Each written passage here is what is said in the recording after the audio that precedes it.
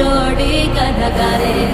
తాత ముత్తాతమ్మల భూతాల కథగారే